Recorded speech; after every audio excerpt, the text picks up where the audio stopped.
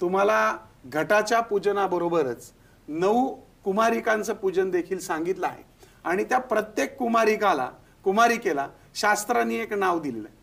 म्हणजे 10 वर्षापर्यंतच्या कुमारिका असाव्यात असं सांगितलंय। 2 वर्षाची जी कुमारी असते तिला कुमारीच म्हटलं जातं। 3 वर्षाच्या मुलीला त्रिमूर्ती असं म्हटलं जातं। 4 वर्षाच्या मुलीला कल्याणी असं म्हटलं जातं। 5 वर्षाच्या मुलीला रोहिणी असं म्हटलं जातं। 6 वर्षाच्या मुलीला कालिका म्हटलं जातं। 7 वर्षाच्या मुलीला चंडिका म्हटलं जातं।